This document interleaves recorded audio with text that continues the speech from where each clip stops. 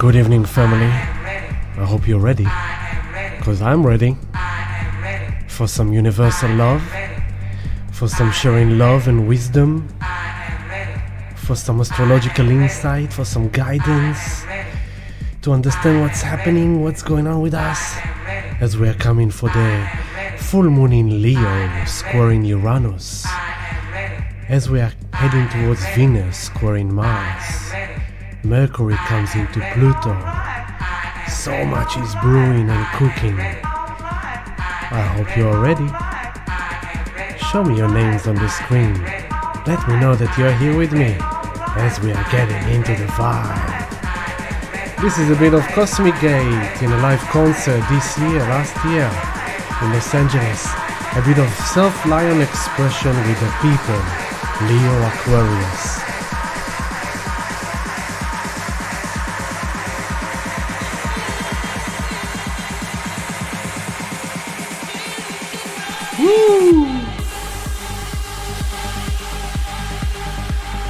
Here we are, family, here we are. Here I am, family, here I am. It's good to be here with you again. We've got so much to share tonight. As always, so much is going on. And I'm really looking forward to spending this time with you, as always.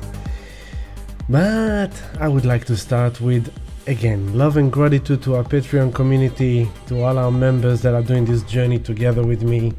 And it's really awesome to have you all with me. And thank you for your support. If you want to join us, our community online where we are connected each and every day, I'm sharing the updates, astrological insight. We're sharing the crypto chat room, a spiritual chat room, some updates about the world chat room. We've got all kind of goodies happening in our community. So if you want to be a part of a community, come and join us on patreon.com/healingdelight. Other than that, we also have our sound healing meditations are back, as some of you may know already. The coming sound healing meditation is this coming Sunday night at 7 p.m. at He Yoga for the full moon in Leo. It's going to be very powerful. And then from Valentine, from the 14th of July, Valentine's, we're doing every Tuesday at 7 p.m. The sound healing meditations are coming back to the weekly, yay! And so we're very excited about that. And we are now going into very healing phase, very potent healing phase for all of us, with essences of breakthrough and real revelation and real kind of realization. So if you need some help, some guidance, some talk, some energetic healing, some sound healing, you're more than welcome to book in for private healing sessions as well. If you have been watching the crypto rockets flying and you don't know what to do, how to do, I'm also offering crypto coaching sessions where I'm helping people know how to do it properly. And other than that, that's pretty much it, I reckon. So you've got the patreon.com/healingdelight for our community. You've got healingdelight.com for all our activities, community, links for your crypto things, and for the community and for everything else, and the sound healing. So hopefully we'll see you soon. I want to check on the chat room. Where is my chat room? Let's see. Robert, beautiful brother, thank you for your love. Of course it fills my heart, brother Robert. Hello Bharat and Rukshika and Trisha, and awesome. And hello Jess and Roll King, you ready baby? Yes brother, I love you. And D, hello D from Adelaide. Let's have some party time again. Yeah, why not? Look at this beautiful thing.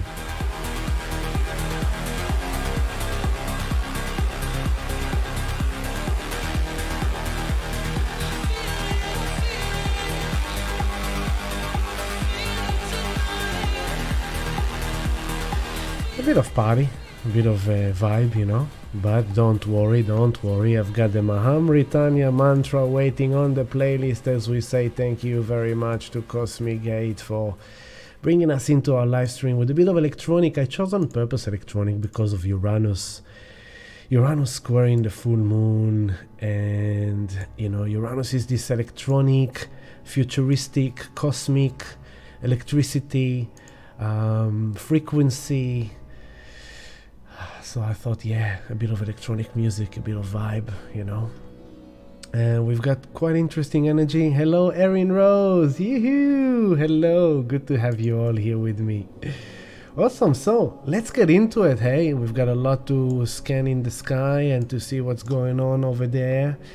So let me just balance the sound so it's all good in my ears. Ma'am Britannia mantra of the Sacred Sound Choir, ancient chant for healing and peace for us and the world as we need it. So welcome everyone, it's good to have you with me, and let's get into it. We are of course in Aquarius season. At your 3 o'clock you've got the sun on 13 degrees Aquarius, preparing for the full moon on Sunday night on the 16 degrees, so 3 degrees away. So we are now in that rising into the full moon. From tonight we're kind of rising into the full moon. We can expect things. I've got a lot of information for you. People within relationships, you especially want to hear the guidance for this full moon, because there is some trials and challenges, especially for intimate relationships. But of course, even if you are singles, you know, this comes to the relationship we have with ourselves. So no one can escape the energy, but intimate relationships are up for an graduation test trial. So, you know, there's a bit of important guidance coming through in order to navigate through it in a good way. So the sun is on the 13 degrees of Aquarius. Saturn, 26 degree of Aquarius. Saturn is out of shadow, new territory. For 3 more degrees and Saturn is moving into Pisces at the beginning of March. So we are now 1 month away from the massive March shift.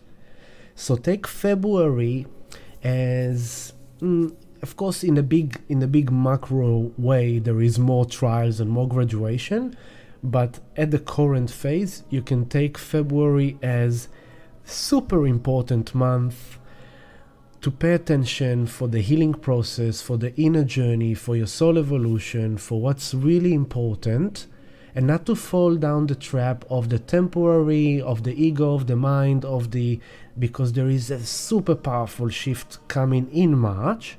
But in February we are doing the deep looking, the ground, the roots, the deep insight, looking deep into ourselves, really cleaning, really healing, really fixing, really looking into it, really shifting, really kind of like making the adjustments, so when the March shift comes in we are getting it in a good way. So in March we will have Saturn, which is here on the 26th degree Aquarius, moving into Pisces. Behind the sun, Pluto on the 28th degree 42 minutes is also out of shadow. So this is the first time we are seeing Pluto in this zone in 284 years. 1777. So this is very big, this is very massive. This is 284 years. We've never seen it before here. We will never see it again unless we'll find a way to live up to 300 years old, which I find it hard to believe that we will be able to, but you never know. So this is super powerful for ourselves as individual souls, but also for the collective, for humanity. We are going now through the breakdown, Pluto 28 degree 42 minutes of Capricorn. At the beginning of March, middle of March, Pluto leaves Capricorn into Aquarius. Saturn goes into Pisces, Pluto goes into Aquarius. That's in March. But what we're going through in February is this ending, finishing of those star signs. Pluto ending his journey in Capricorn, Saturn ending his journey in Aquarius. Now, Pluto will come back in in May. Pluto now goes direct. It goes into Aquarius in March. It sits on the 0 degree for 2-3 months. It stations retrograde on the 0 degree or initiative degree of Aquarius. Then it goes retrograde back into this 29, 28, 27 degree. And then it moves forward again. In October it goes direct of this year. And in January 24, a year from now, a bit less, it will go into Aquarius again. Okay? So we are now getting the first kind of think of it like a wrecking ball that is coming to demolish the building completely. Until now, the builders stripped the old house from the special artifacts and the windows and the doors and all the things that were valuable. Now the skeleton that we need to get rid of, now comes the big crane with the wrecking ball. And the wrecking ball now, at the final degrees of Capricorn, goes like, okay, this has to end. This has to break down. This has to be demolished. Boom. And then suddenly, in the retrograde of Pluto, the wrecking ball comes back again. Boom. And then in January 24, it goes boom. So we are now in a very powerful stage. We will talk about it more, but now I just want to continue scanning the sky. Behind Pluto, 18 degree, 29 degrees of Capricorn, Mercury direct. A day after the full moon, on Monday night or Tuesday morning, Mercury will exit his shadow as well. And then we will only have Neptune, Uranus, and Mars in shadow. Okay? So this is another important aspect. Now, Mercury is making its way towards Pluto. That's going to happen in February. Mercury is coming into Pluto, okay, in the coming 2 weeks. The Sun goes through Aquarius. Saturn goes into the final degrees of Aquarius. Venus is in Pisces. Venus loves being in Pisces. Goddess of love in Pisces, the ocean of unconditional love. Venus likes to sit here in Pisces, float on the water, eat the yummy grapes and strawberry, enjoy the fruits of the earth, do whatever she needs to do in order to connect with the divine, with spirit. She can meditate, she can do a spiritual healing, she can do channeling, she can also use in Neptune substances. I don't recommend it, but I'm just mentioning it because Neptune rules psychedelics, altered state of mind. So when Venus comes to Pisces, people can develop liking to travel with some substances, all the gifts of Mother Earth, all the, you know what, I don't need to go into it, but that's kind of this area, and it's a very beautiful, sweet medicine for this time that Venus is in Pisces. Venus in February is making her way towards Neptune. So that's also, Neptune is the ruler of Pisces. So this is kind of the good thing, okay? This is kind of like a dream of love, a dream of unity, a dream of divine intervention, miracles in health, in love, in finance, in job, in career. Your dream job suddenly starting to emerge. You have a new career dream. You have a new romance comes into your life. You fall in love. Neptune, when Venus comes to Neptune, it's kind of like, I've fallen in love. And that's not necessarily a good thing to fall in love. Because you're falling off grace, you're falling off your center. The good thing is to be standing in love, to be present in love, to love the other, to be in love, but not to fall, not to lose yourself into illusions and deceptions, because then you can hurt yourself or the other can hurt you.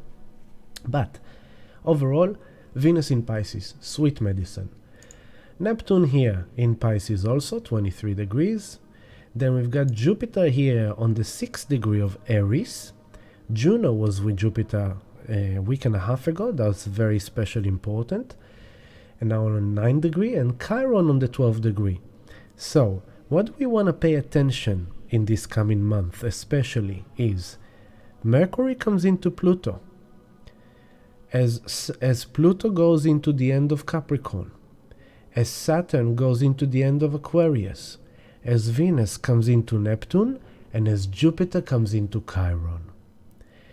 Jupiter-Chiron should be a big focal point of focus in the backdrop to remember throughout all this February into March.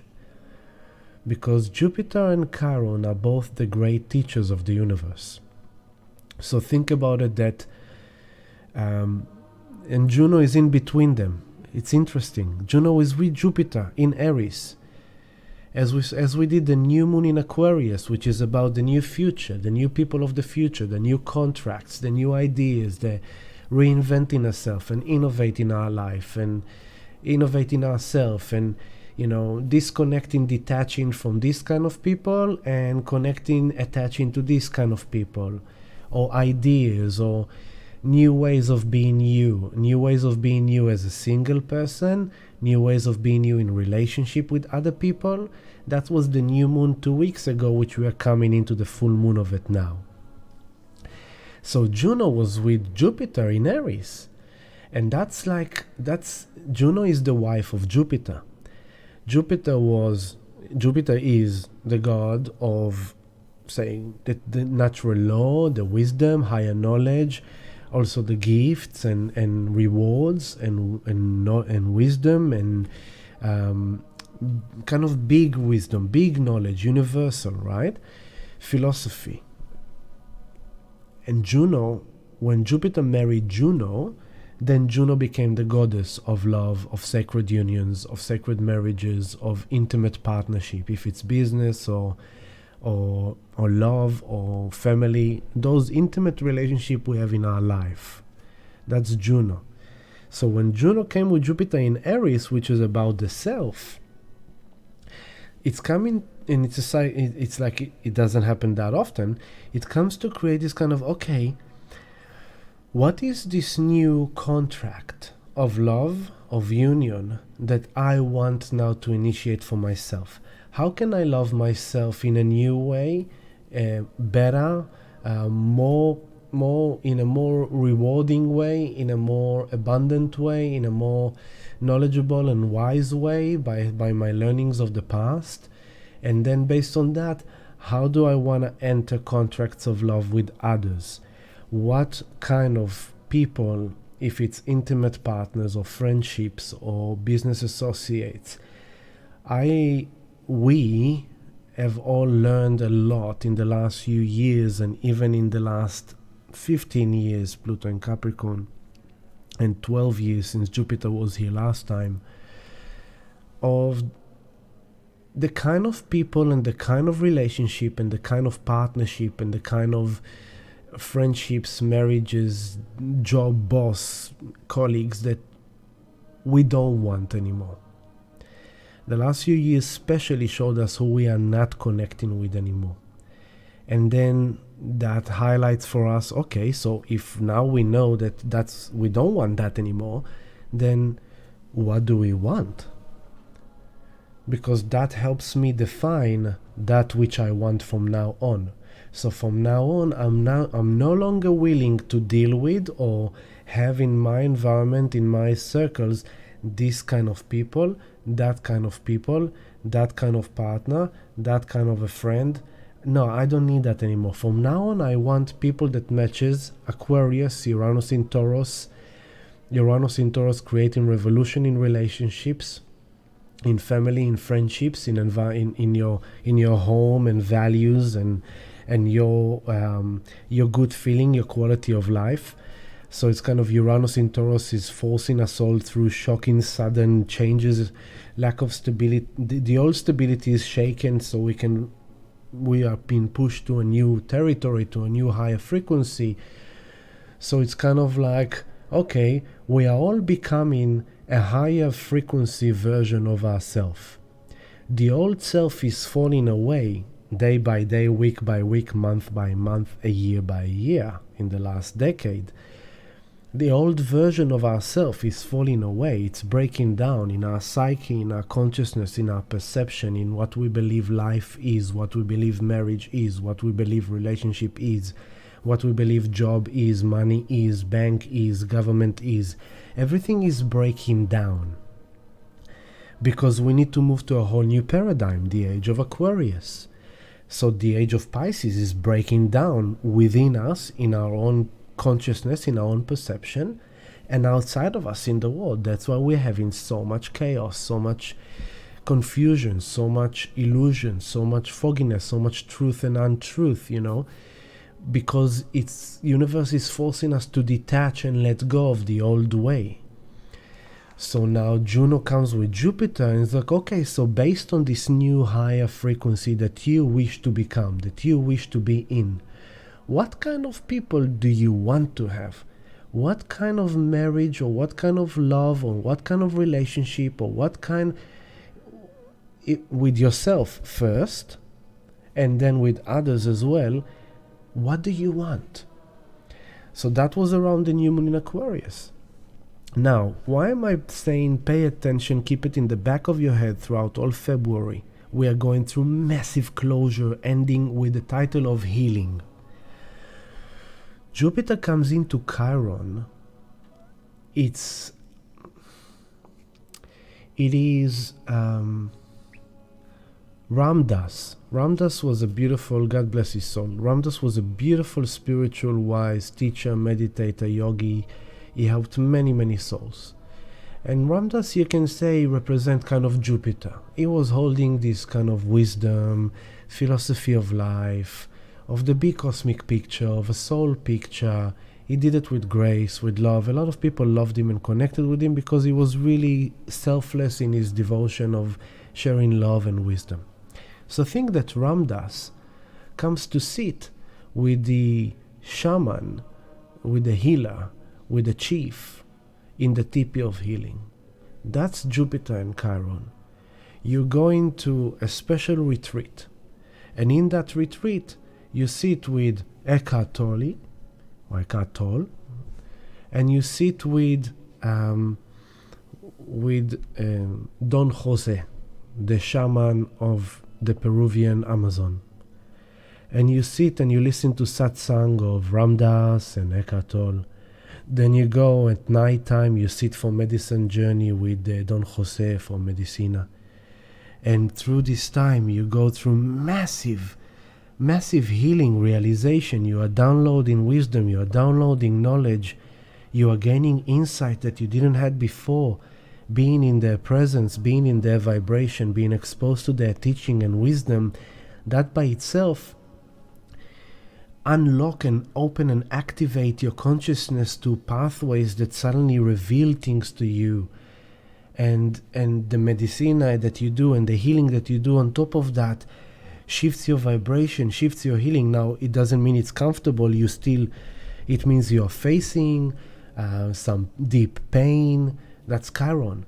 Some deep wounding, where you got injured, why your self-esteem is injured, why your sense of self-value was injured, why your confidence is injured, when was your identity and your personality damaged or wounded, when did happen that trauma that happened in your life, that deep wound that happened in your life, how did that affect you to become who you are?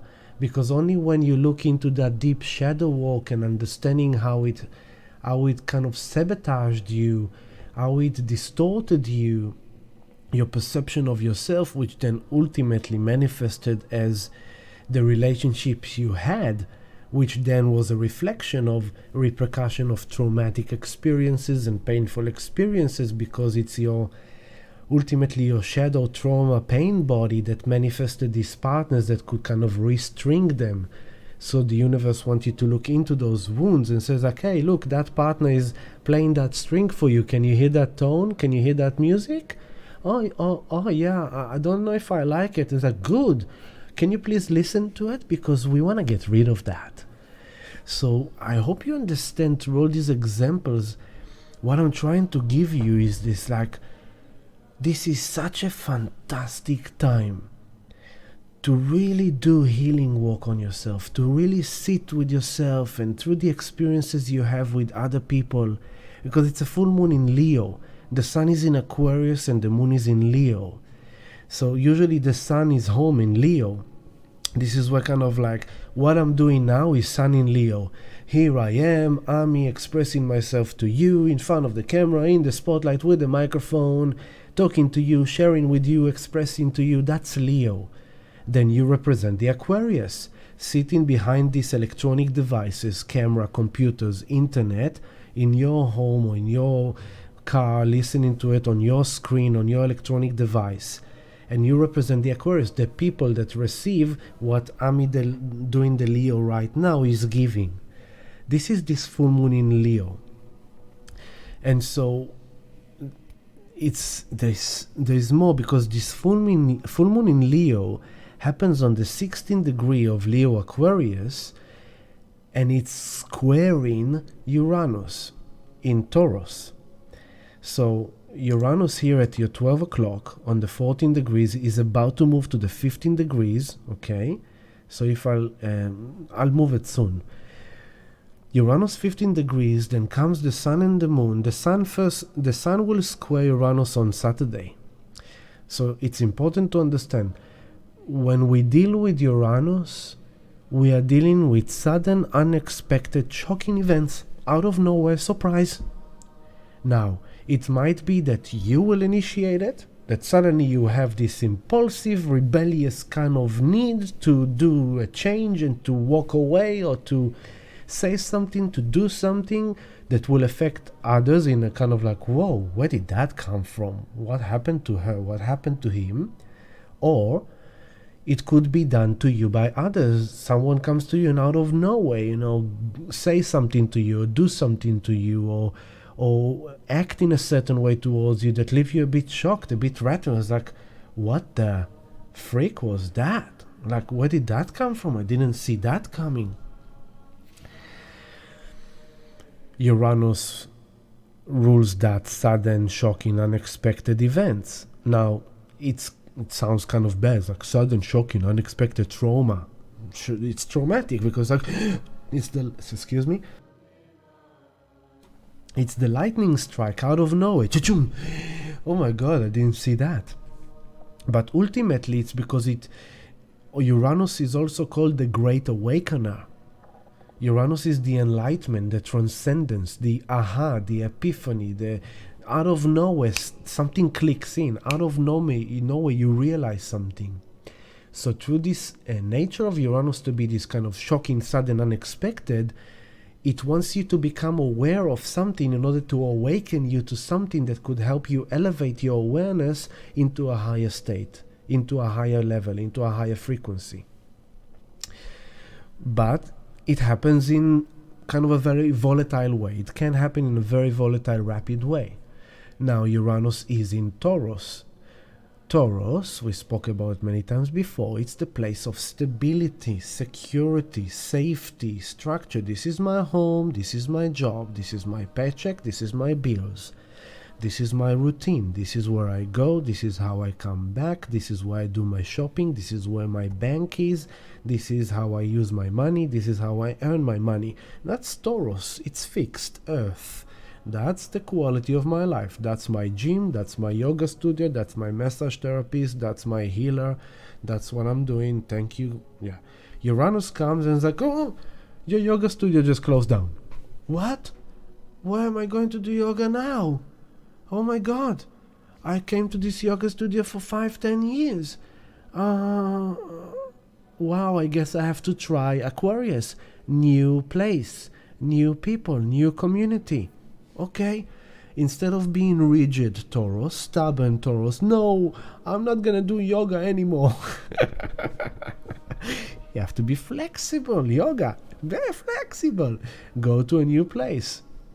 Your usual supermarket suddenly doesn't have your favorite product. Your car suddenly happened this and that. Your job suddenly something happened in your job place.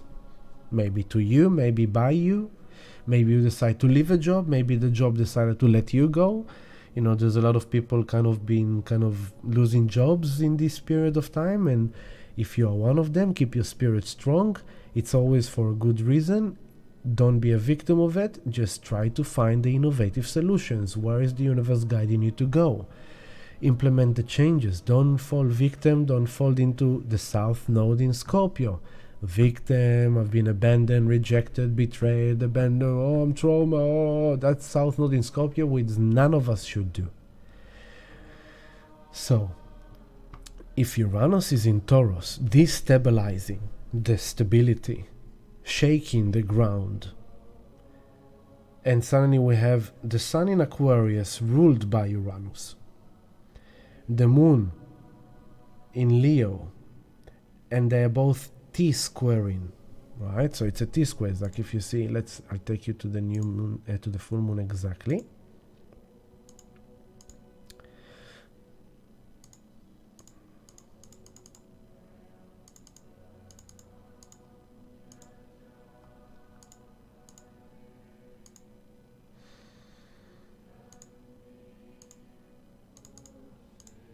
Okay.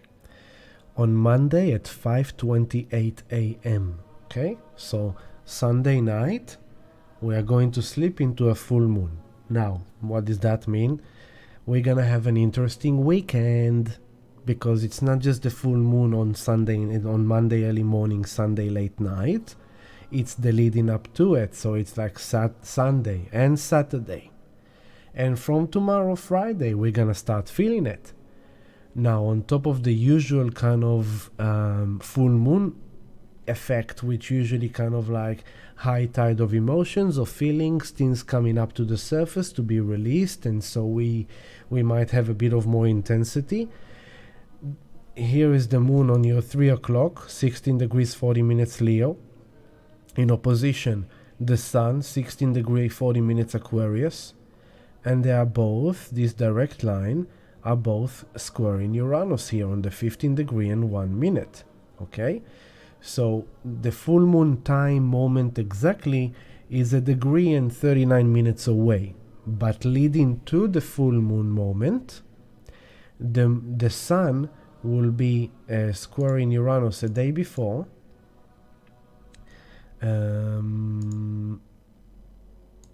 So the exact square of Uranus to the sun is going to happen on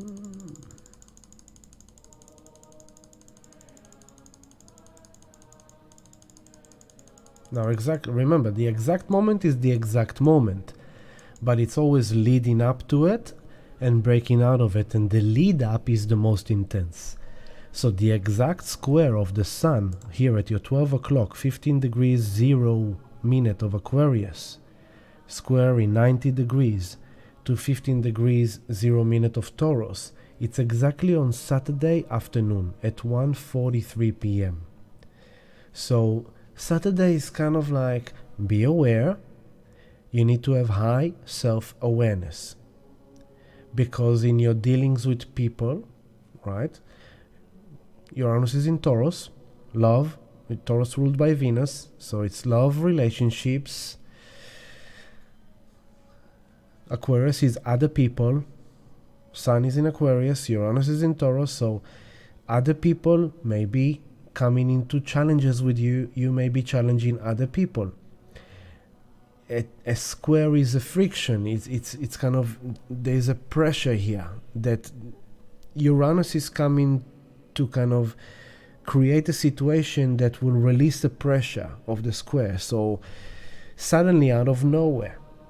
Now, if this is Saturday afternoon Australia Melbourne time, if you take it 18 hours back into America time, we are talking about Friday evening America time.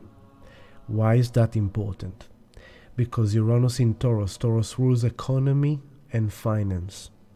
Uranus rules volatility, stock market, Aquarius also stock market. And so Friday evening, when the stock market closes for the weekend, is known to be the time where suddenly something happened and then there's the weekend break. So we can expect some interesting volatility coming up for the stock market. Today I've shared with the community, there was a post that there is a massive company called Adani, and it literally just lost in the session of yesterday, what was that? 2.5 trillion rupee, which is equivalent to $30 billion in one day. Boom! Just dived, and it's a massive company. Today there was a pump, gold jumped up, Tesla jumped up, Google jumped up, so there is sparks. There was a big meeting, and today or yesterday, depends on the timelines, of all the financial organizations in the US in regards to the interest rate. They raised the interest rate in 0.25. It's affecting a lot. There will be headlines from all around the world in regarding to economy, to finance, to markets. Crypto, today we had a nice pump. Everyone thought it's gonna go down to 22, 21, 20,000 American dollars. Suddenly it pumped up to 24. We will soon look at it. It's right now on 23.42. And that's what it is now. It's doing, let's see, what is it doing now? Yeah, it's done a nice kind of bump up today. It's cooling down from it now. It's on the 23,800 now.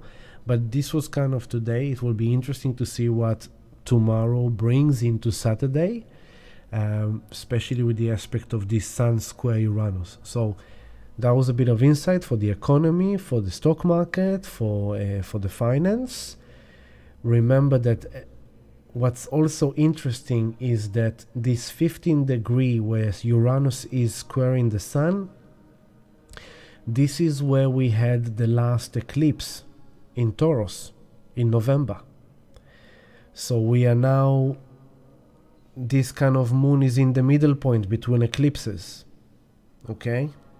We're in this middle point. So think to yourself, what was happening, what changes have you initiated in your eclipse season in November?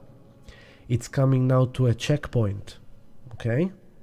And this checkpoint, not just coming in right now, the sun and the moon are squaring the eclipse point that we had in November, okay, of Scorpio Taurus.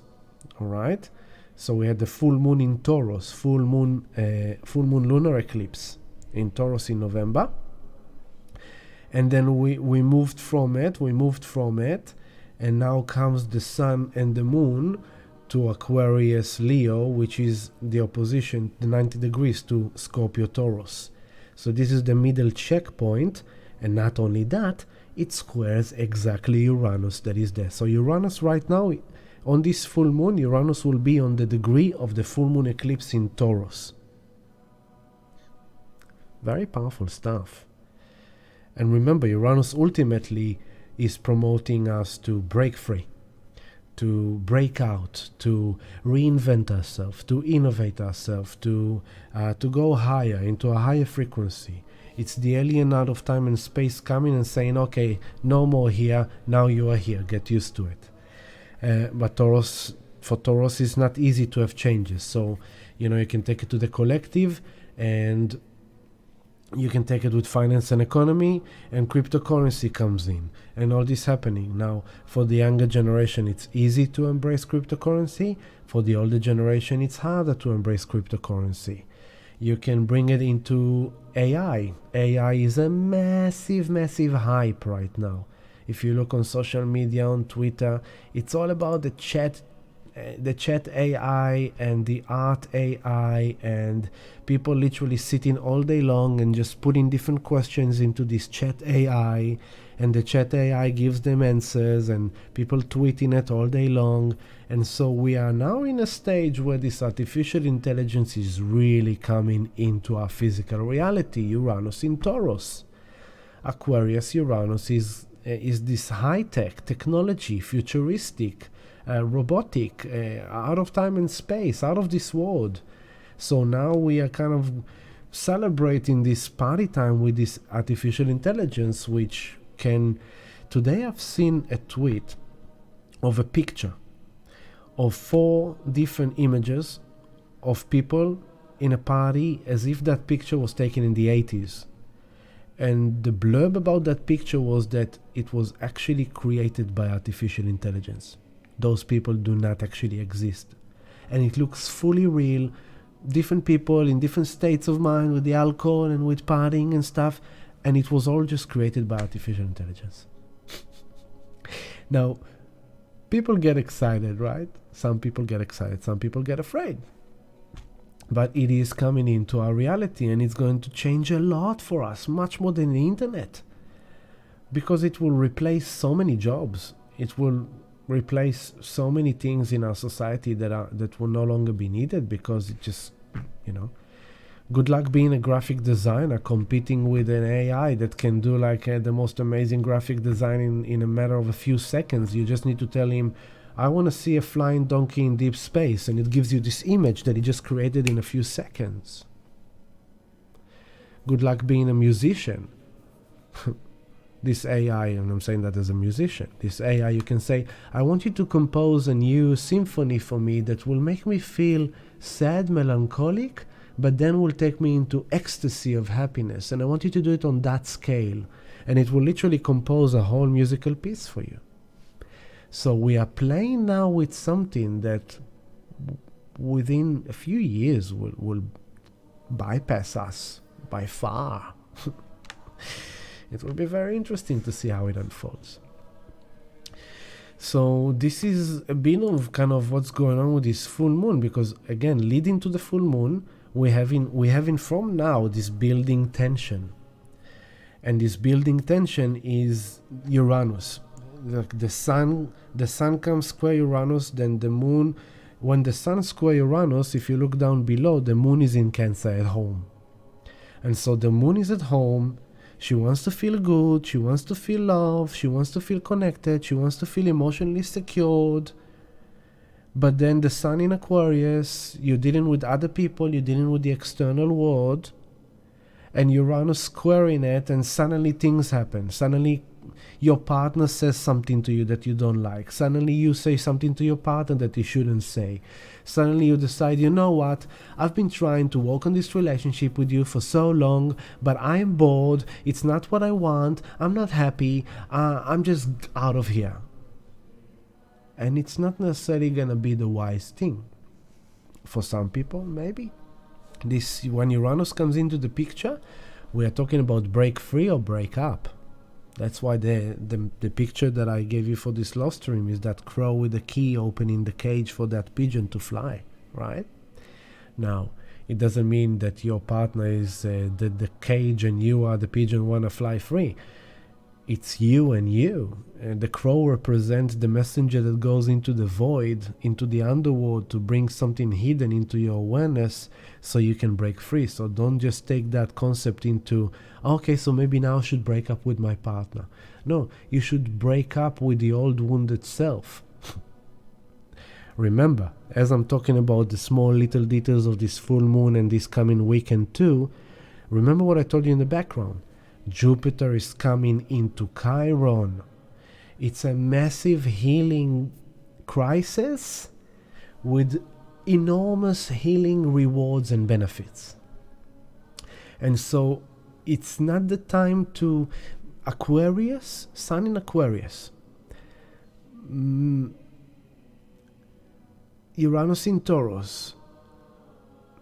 There's a lot of mental activity. Everyone's trying to understand what to do with their life. Everyone had changes in their life. Our reality is changing. We don't know what's true, what's not true. By the way, I would like to say, this is a joke I had today. Last week we had the story coming up of the new reason to divide people around gas stoves. If you have gas stoves, if you cook with gas stove, or if you don't cook with gas stove. This week the new thing is eggs. Now there's egg farms being burned down, and suddenly there's all this kind of thing about eggs. Don't eat eggs, or don't eat chicken, or don't this. And now the other side comes out and say, wait a second, but the eggs are actually good for the juice. If you've taken the juice, and those of you following this channel know what I mean when I talk about the juice, it's that experimental thing that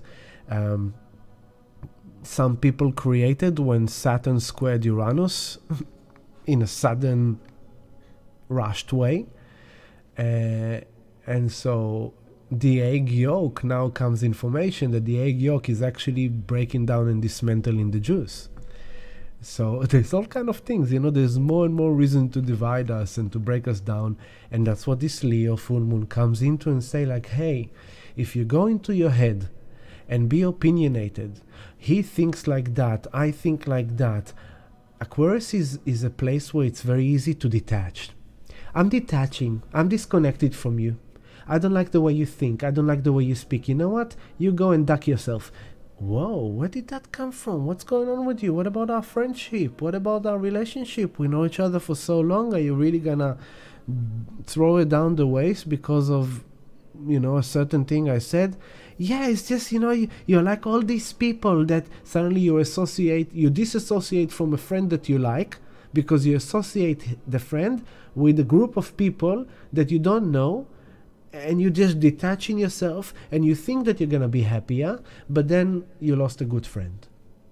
And so the moon in Leo says like, hey, just nourish the love, because you will only know true happiness, and you only know how to be happy with your life and to find the best life for yourself, Leo, when you remain in the heart.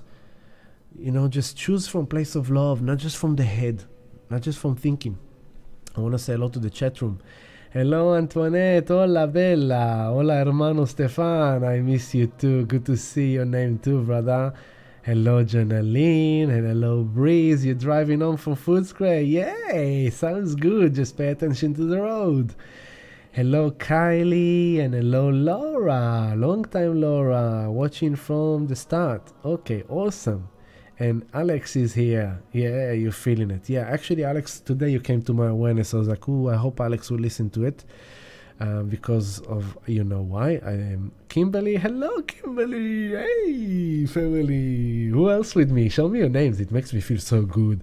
Because here I am, the Leo, waiting to get the feedback from the Aquarius, you people. And so, Leo Aquarius is this dynamic of, I am love, and I express my love to my people, to the people, and when the people are happy and feeling the love, that makes me feel even better. That's the good, healthy, balanced Leo. The insecure Leo is like, I need you to tell me that you love me so I will know that I am loved. Don't do that. Don't do that on this full moon. Because until now I've only been talking to you about the sun and the moon square in Uranus, which is a big topic by itself. And what I'm showing you now is that it's a building up from now. You can say that from now, this is Saturday 1:43 p.m. is when the sun exactly square Uranus, okay? And the moon is in Cancer. Excuse me. If I go to now, if you look the sun here on your 3 o'clock, 13 degrees 16 minutes Aquarius, and Uranus 12 o'clock, 14 degrees 59, about to go 15. So there is less than 2 degrees between them. So they are already building that square. So the friction is already building up. The tension is already building up. Other people may be already challenging you. You can start feeling a bit itchy. You can start feeling a bit anxious, like you anticipating something. Some shit fight is about to happen. Some shit ball is about to be thrown. Some shit bomb is about to be dropped because I am sensing that person. There's a bit of itchy vibe with that person. There's a bit of itchy vibe within me. I'm not happy in this job. These people really annoyed me at job today, at work. I was really triggered by that person at job today at work. I know my partner. I don't have a partner. Thank God. I'm so happy to be single, baby. This is the best time for me to be single. Don't get me wrong. I'm happy for you to be in a relationship. If you are in a relationship, invest in love. Just keep on feeding that love. I'm just talking personally. So good. But the idea is with myself. I sit here with myself. I spend time with myself. And I am looking at myself as a single person and saying like, okay, where am I annoying myself? Where am I triggering myself? Where am I demanding for myself to change? How can I fit myself better into the new world I'm aiming for? How can I reinvent myself? How can I recreate myself? How can I change and adjust my things in myself? The Taurus, the routines, the diet, the walk, the health, the relationships, it's like, how can I connect with new people? How can I create new relationships? How can I, where should I go? Where do I want to go? Where do I want to be? With who? What kind of people? So for me personally, if I say, I am in a place where I'm very happy in solitude, and I can sit and say, okay, so if I am now gonna bring myself out there to connect with other people again, this is the time where I'm actually sitting and saying, what kind of people do I want to manifest? Before I go out, before I start, leaving this solitude and stepping out into the world, what kind of world do I want to step into? And so I am happy to share with you all that this week I became a student for the first time since I was 18 years old. So for the first time in 23 years, I'm a student again.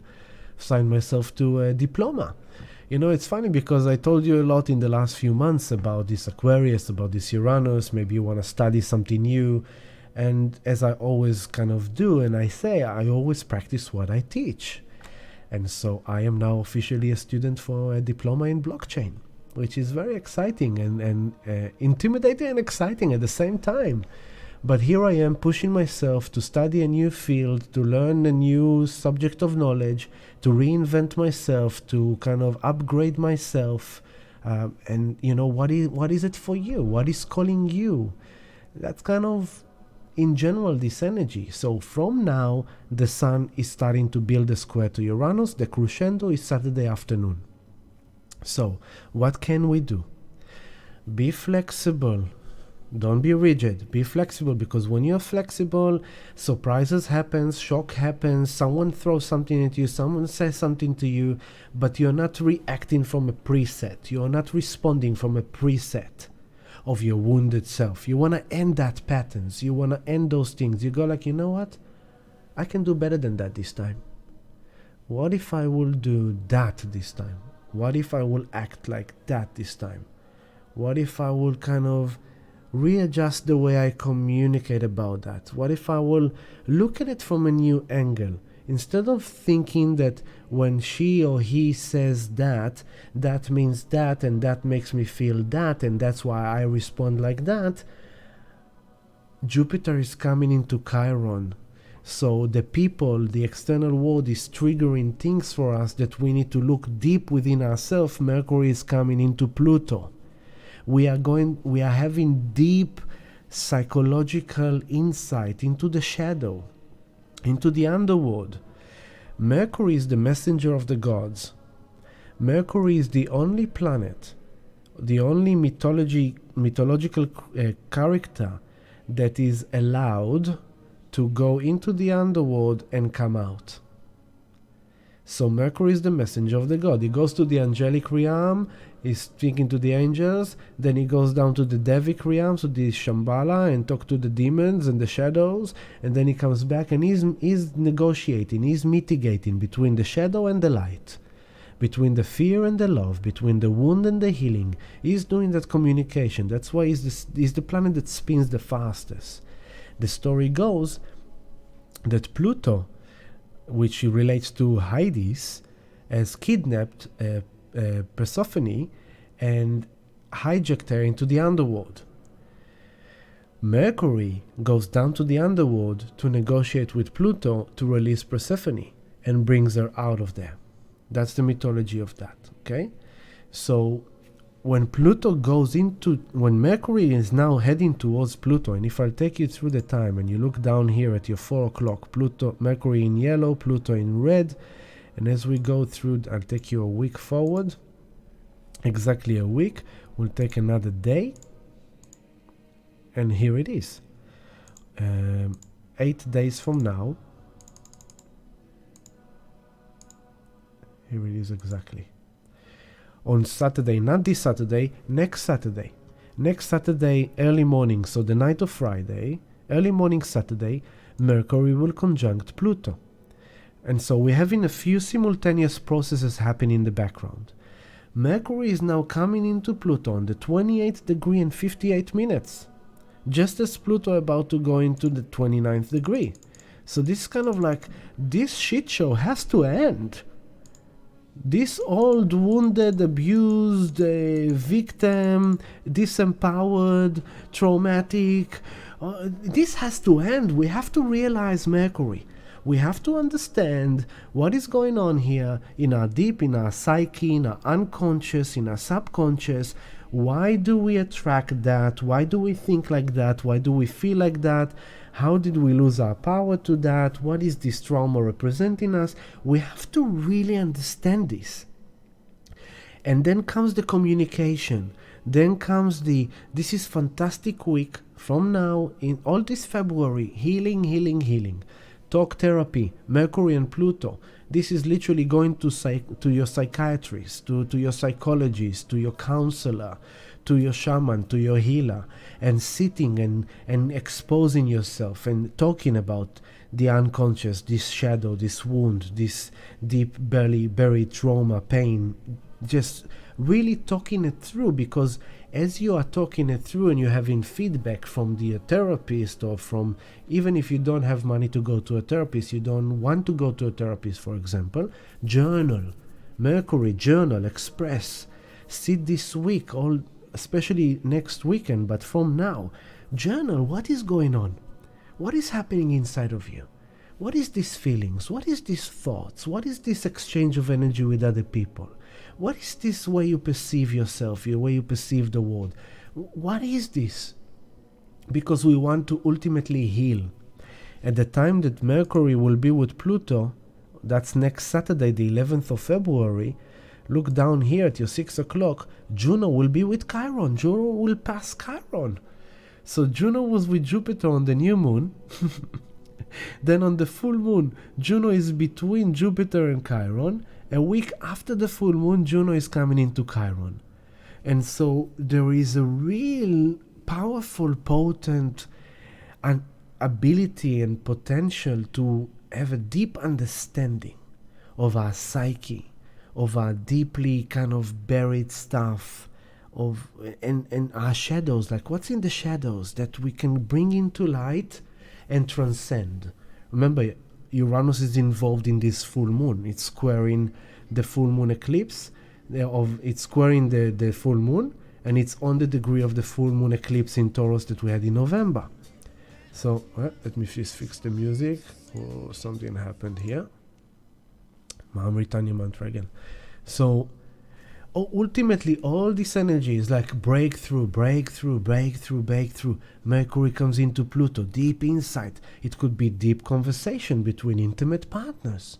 It could be becoming vulnerable, being your moon in Leo. This is how I'm feeling. I really love you, and I want to love you even more, and I want to be in love with you. But when you do that, that really do that to me. When you say that, that do that to me. When it's kind of like, okay, but why if I do that, you feel like that? That's what I love doing. What is it for you?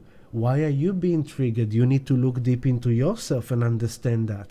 Okay, I will do my work, you will do your work, and maybe, maybe when you want to do that, do it when you're not with me, and it can be simple things like, I don't like it when you burp loudly. We sit and we watch a nice movie and you just go, where did that come from?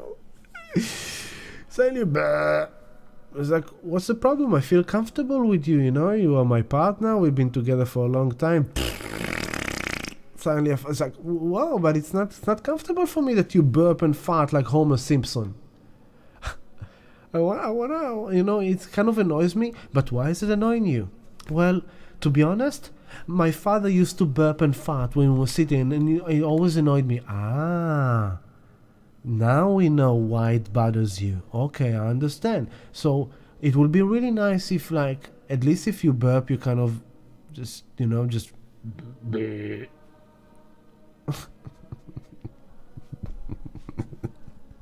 or at least if you fart, it's like maybe go to the toilet and fart, or maybe like don't eat that because that makes you fart a lot.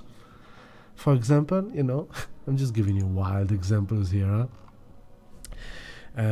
The other thing is like, I really don't like it when you go with those kind of people. Every time you go with that person is a really bad influence on you, and then you come back and you behave differently. And I want you to really look deep into yourself and try to see what I'm trying to show you here. It's like you go with that person and you come back and then you give me shit vibe. For example, every time you go to that kind of friend, I'm giving you examples. But ultimately healing. So Pluto, all this week from now, Pluto is heading towards Pluto. And just to take you through that, Pluto, Mercury here on your 9 o'clock. So Mercury comes into Pluto, and then moves into Aquarius on that night. Okay, so Mercury is now journeying into Pluto to really show us deeply what needs to change. Now, if you take it to the collective, Mercury rules communication, internet, and and the news. Pluto, abuse of power, corruption, money, greed, and we are dealing with as Mercury goes into Aquarius. That's next Sunday. As Mercury goes into Aquarius, Pluto goes into 29-degree Capricorn. Bring out the shit. Bring out the shit. We have to kill this in the bud. We have to destroy this. This has to break down. You are corrupted. This is corrupted. This is out of integrity. This is not right for us. You have abused your power. So notice what's happening with Biden, for example. All these documents that they're finding in his home and with his son, all the things that they did with those documents that were not supposed to be there. So this is classic Mercury-Pluto. Mercury documents information. Pluto secret documents, secret information. Was not supposed to be in a private environment, and it was used for personal gains, for greedy gains. One example, for example, now all the thing with the Jews is coming out. All the scientists are finally getting together. Different scientists around the world are expressing their voices louder. There's like more and more coming out, and through this, they're gonna now even Elizabeth Warren from the financial world of America. This week she criticized on Twitter, the juice company because they want to triple the price of a shot. So there is a lot cooking in the background. It's going to be like a clown shit show. A clown shit show. And you must remember, it is very troubled time. So don't get stuck in your head. It's like, where is this world going to? Oh, it's all becoming too weird. It's like, no. Leo, heart, love. Just be love. The same guidance through all these years. You be love. You embody love. Love and light consciousness. Love and light vibration. You be the frequency you want to see the world in. You be the frequency you would like the world to be in the future. Don't wait for the future to bring the world that you wish to see. You be that frequency now. You embody love and light now. You embody high frequency now. And trust that all this clown shit show, it's all a part of the orchestrated movie of the universe. And just like you're watching a movie, think that you are right now in the scene of this movie when it looks like the bad guys are about to win. That's it. Oh, poor guys. The bad guys are about to win. No, they are not. Okay? No, they are not. Ultimately, they would lose. It's just a matter of time. So patience. Enjoy the show and just embody love and be love and know that everything is going to work in beautiful ways for humanity. We just need to get through this shit show. Now, as Mercury moves into Aquarius next Sunday and Pluto moves into the 29 degrees, right? As this is happening, the Sun is approaching Saturn. This was going to be interesting. We'll talk about, let's see, where is it going to be? And we'll talk about next time, in 2 weeks from now. And Venus is coming into Neptune. Right? So this is the process that I told you about. Mercury comes into Pluto, the Sun comes into Saturn, which is happening then here on Friday, 2 weeks from now. Sun comes into Saturn and Venus into Neptune. So this is big, right? Because Mercury, the mind, the intellect, come into Pluto for that deep insight, deeper psychoanalysis, deep purge on the mental level, understanding things, realizing things, looking deep into our shadows. Sun comes into Saturn, making it real, dropping it to this new future. It's in Aquarius. It's about the future. So it's kind of like making things real. Okay, now I've realized something deep about myself. I need to bring it down to earth, make it real, create a new discipline around it, and just be really mature and responsible and grow up. And I have to... Pluto at the end of the degree of Capricorn, it's the graduation of university. Okay? This is the final month after 15 years since 2008. Think how much we've been through since 2008. Just for a moment, think about that. financial crisis 2008. Then we had the 11/11 Stargate. Then we had the 21st of December, the end of the Mayan calendar. And then we had Fukushima in 2010. We had wow, there's probably been so many. We had the super volcano a year, 2 years ago. We had all this poo and juice in 2020. We have crypto came into the world in 2008. And just look at the last 3 years. Now, it's very interesting because by the time that when Saturn comes into so Pluto on 29, and just look here on Pluto, notice how many places I'm going with you. There's so much happening, but it's fascinating.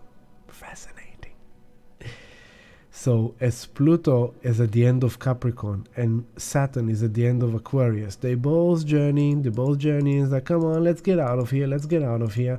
Saturn is moving faster, and then Mercury was with Pluto on the 29 degree, and now Mercury is with Saturn on the 29 degree. So the mediator, the communicator.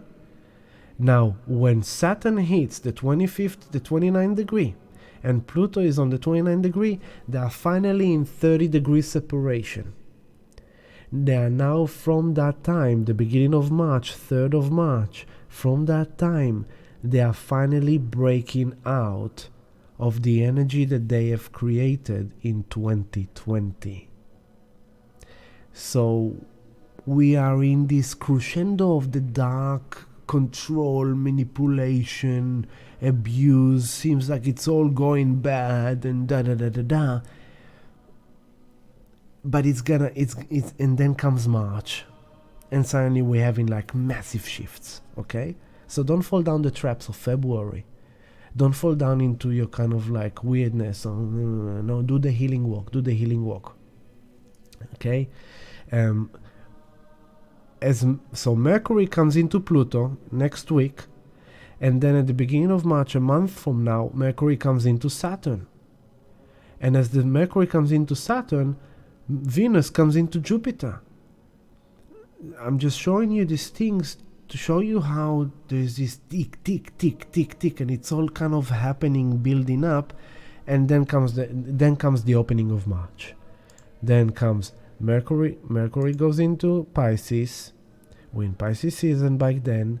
Venus passes Jupiter. Venus is with Jupiter and Chiron. Look, Chiron 13 degrees. Venus 13 degrees. Jupiter 12 degrees. They are together. Okay, so this healing crisis is really coming to a crescendo here. And then we move in a few more days, and here is the 8th of March, and Saturn is moved to Pisces. Saturn has moved to Pisces, and Jupiter is closing in on Chiron. And then we're moving forward, and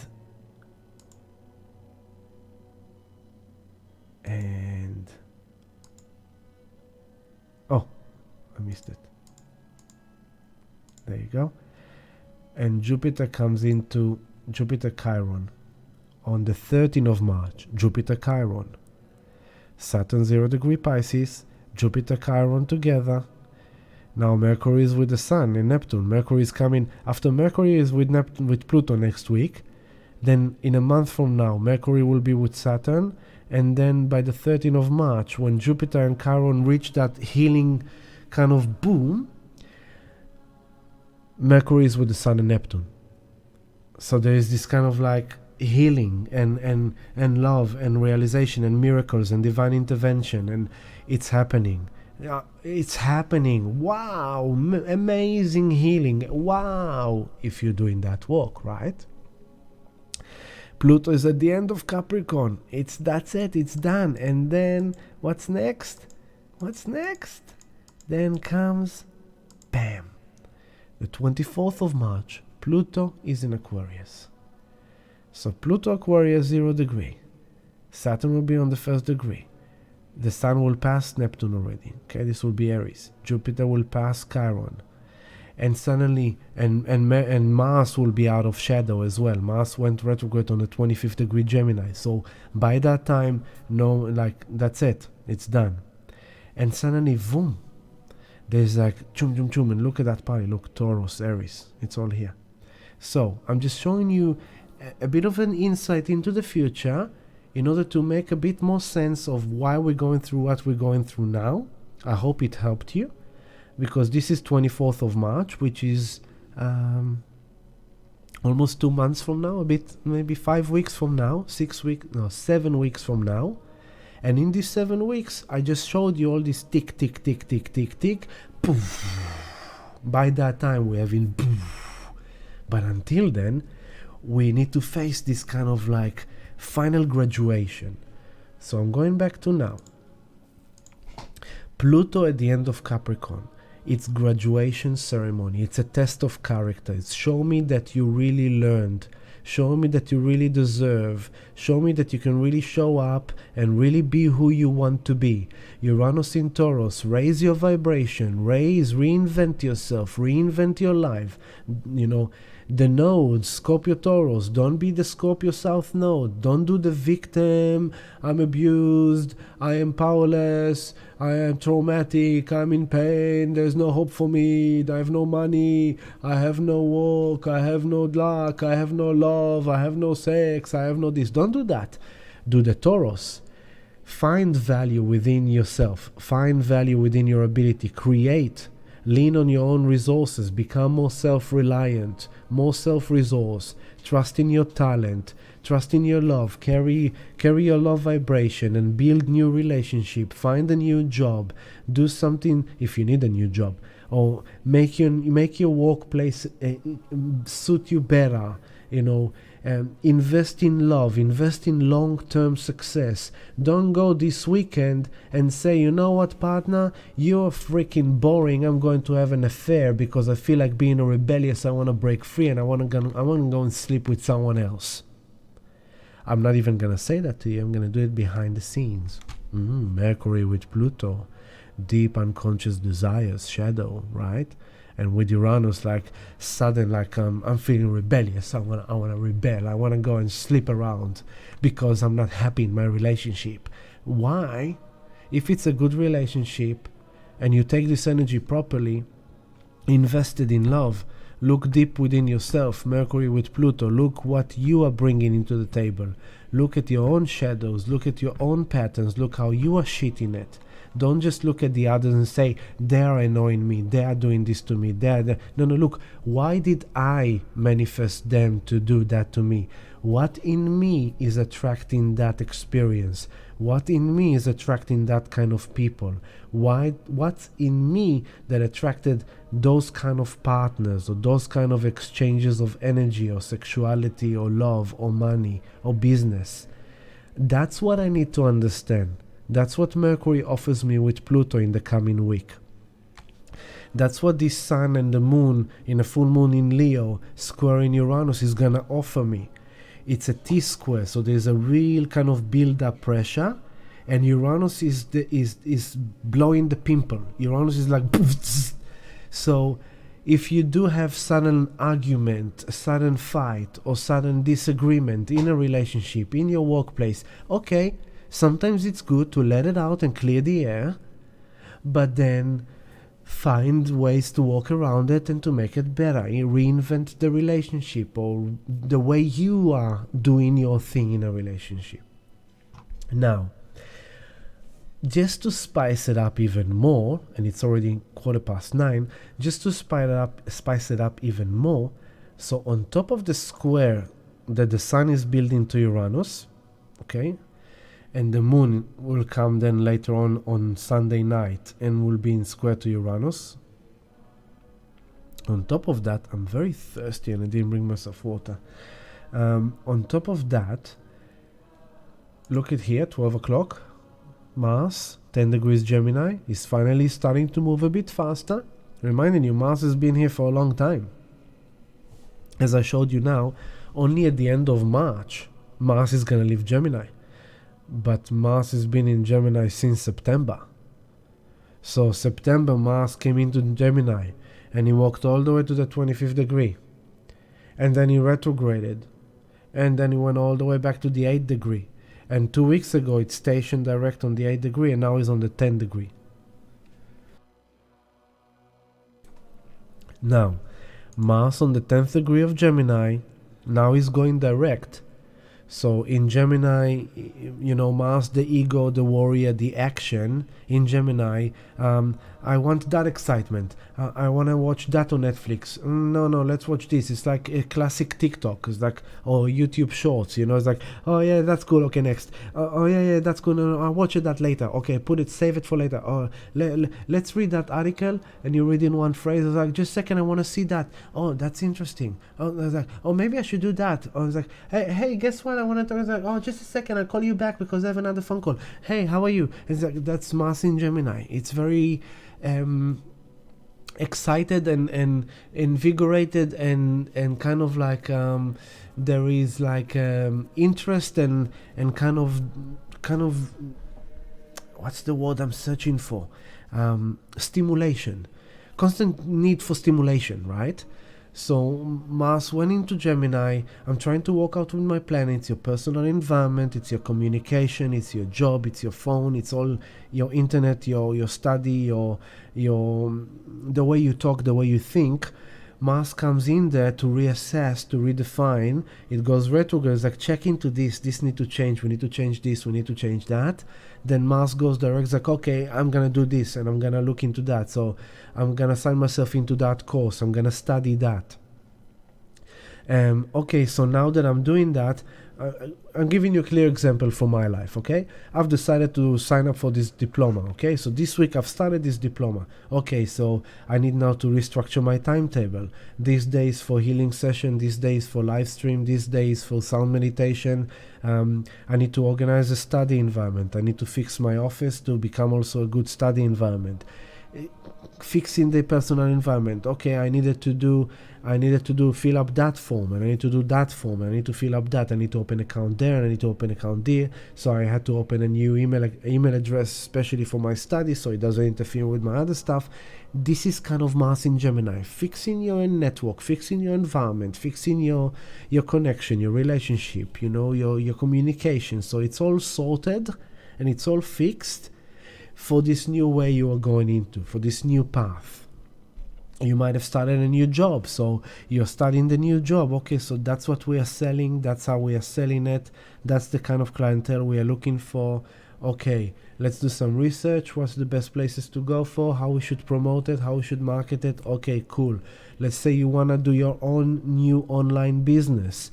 Okay, so I want to do my online business. Okay, so I need an Instagram page and I need a website.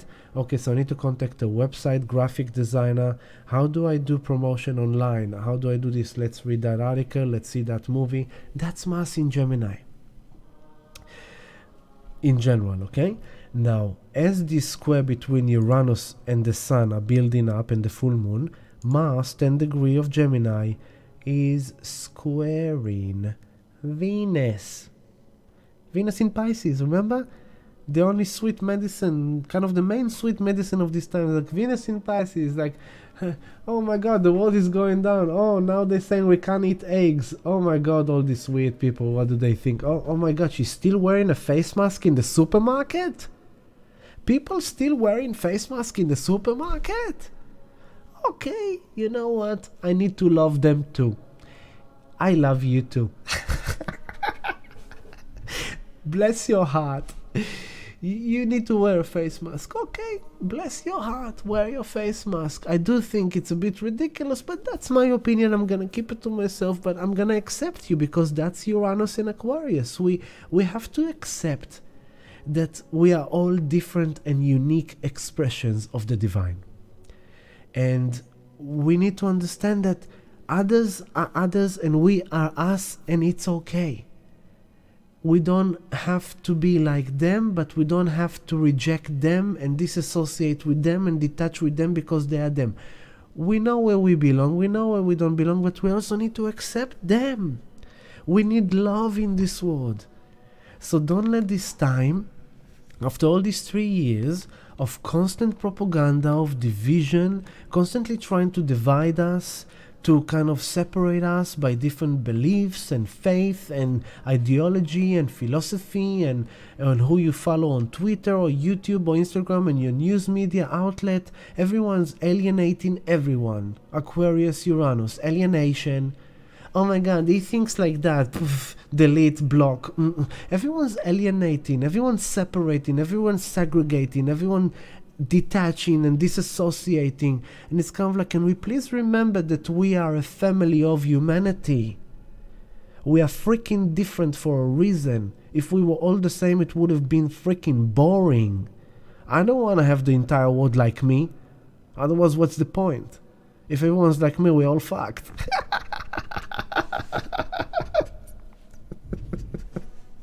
You know, it's kind of like we need each other to be each other, because that's how we see ourselves in different shapes, in different forms, in different images. If she wants to wear a face mask in the supermarket, God bless her soul.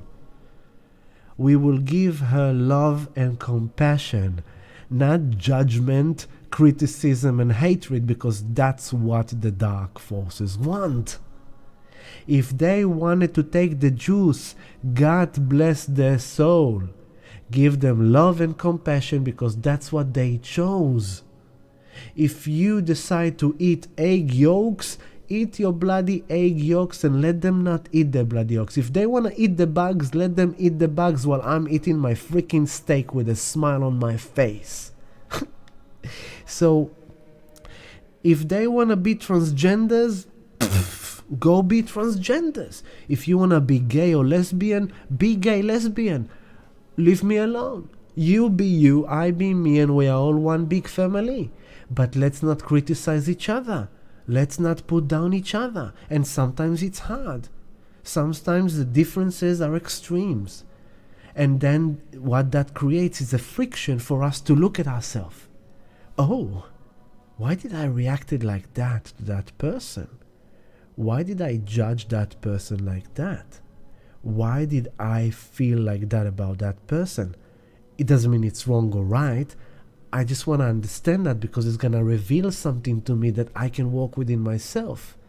A place of inner conflict or a place of inner judgment that can be reflected through that external process. And that's the Mercury Pluto. And so if we walk with these experiences with the external world and the other people, and remember that in the background, Jupiter is coming into Chiron in Aries, we are having the most amazing, potent, beneficial energy for healing, for breakthrough, for liberation. Mercury comes into Pluto for deep psychic understanding. Uranus offers us the revelation, the aha, the sudden, unexpected, wow. I said the negative, but it can also be positive. You can have amazing breakthrough in your relationship, amazing breakthrough in your own self-love. Suddenly you realize why you didn't love yourself as much as you wanted to, and suddenly you have a breakthrough. Maybe with your self-image, maybe with your body, maybe with your health, maybe with your diet, maybe with your job, maybe with your intellect, maybe with who you are.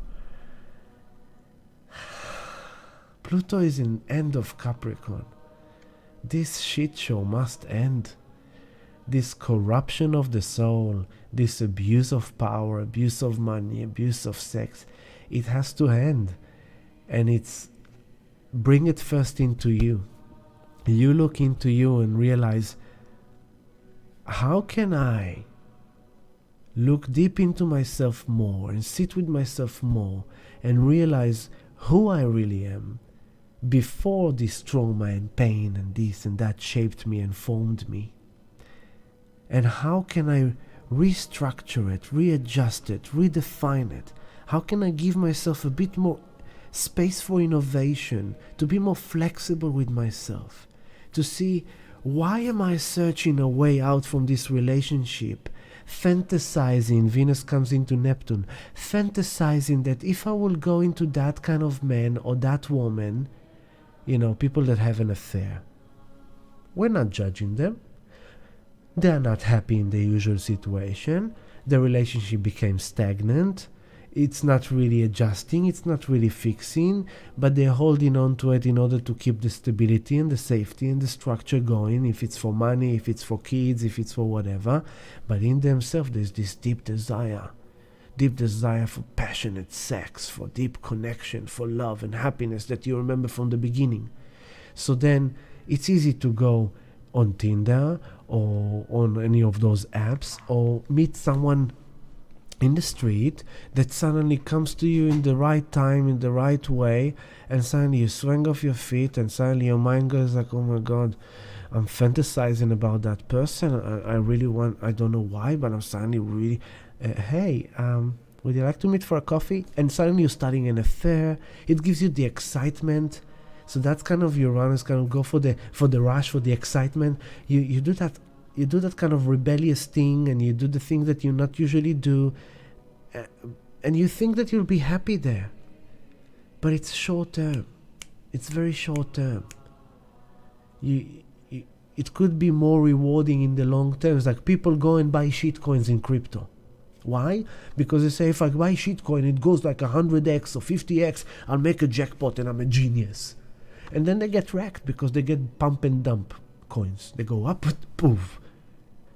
But if you go for the long term, you invest dollar cost average, you put in, and if I already talk about that, let's bring a bit of charts. Let's look at what's going on. So Bitcoin. Let's move to the daily. Okay, actually, since last time we spoke was 2 weeks ago. It was the 19th of January. It was here. Yeah, cool. So I'm sharing with you my screen now. Here it is.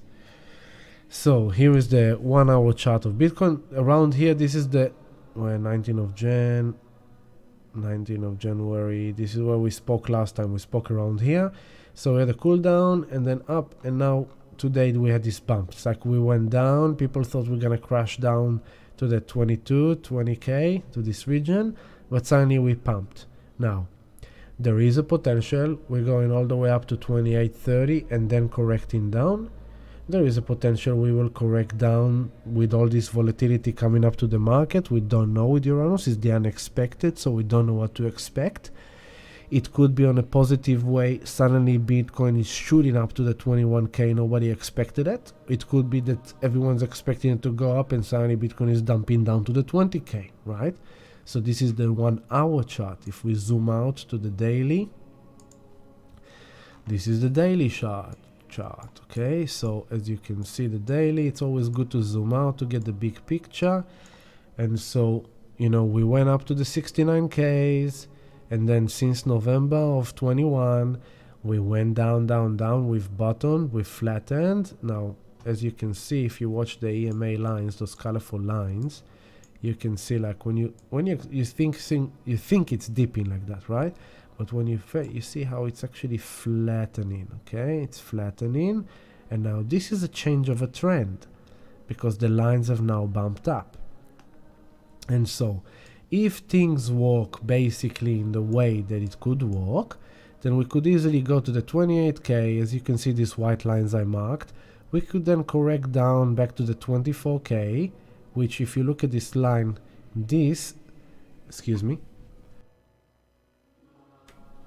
what you see right here, this is what we are bumping against right now. So if I'll enlarge it, okay, this is the daily chart. Okay, so this is what happened today. Where are we now? You see this green line, dotted line, this is where we are now. And what's happening is that on the way down, this was support, then we went up and this was resistance zone, then we went down and broke to the support again. We went up, but we couldn't push forward and we crashed through the support.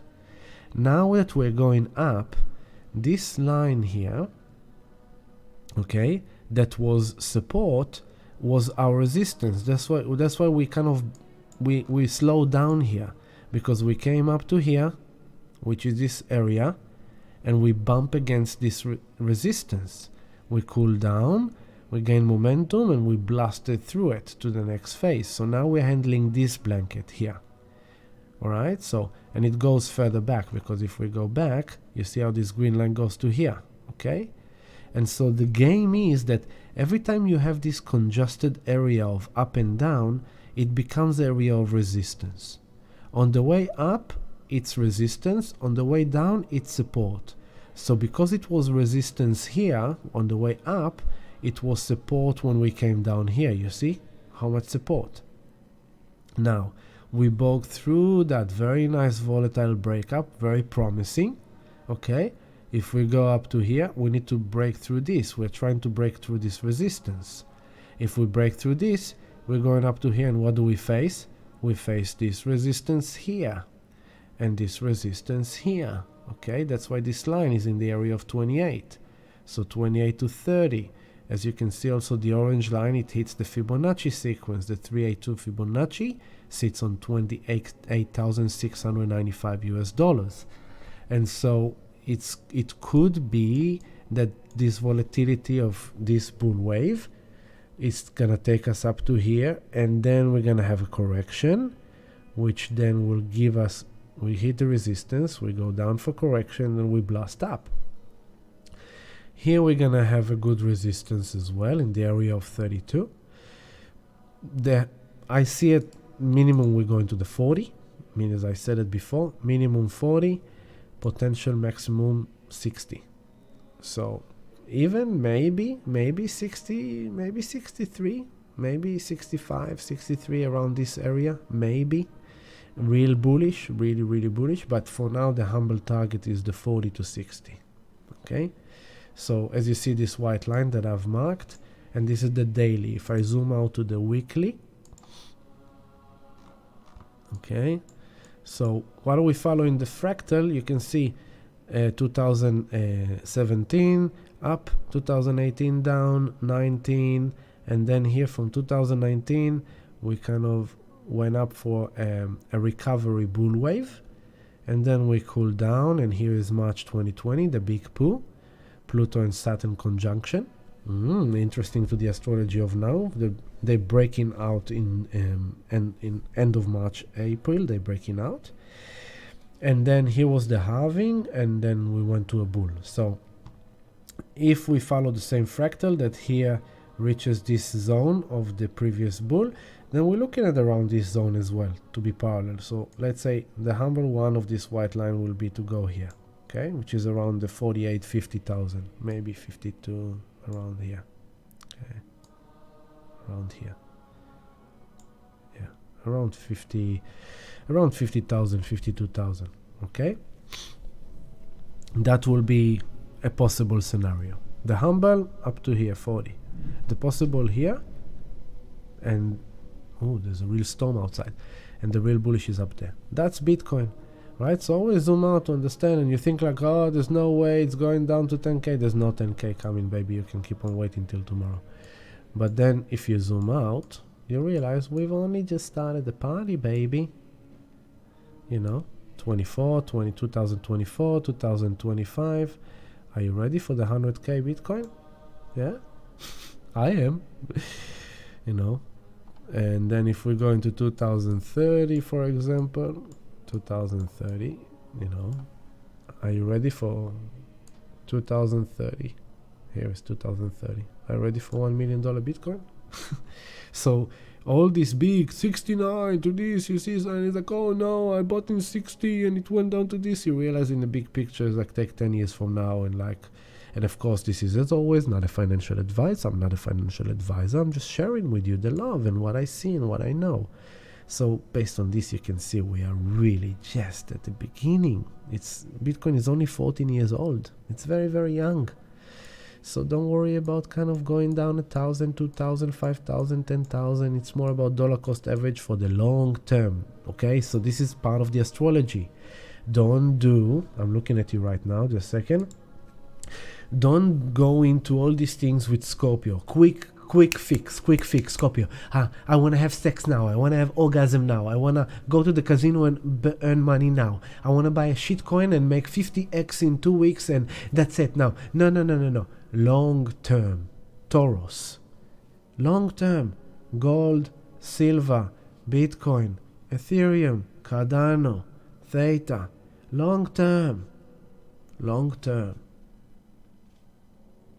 business, long term, relationships, long term, love, long term.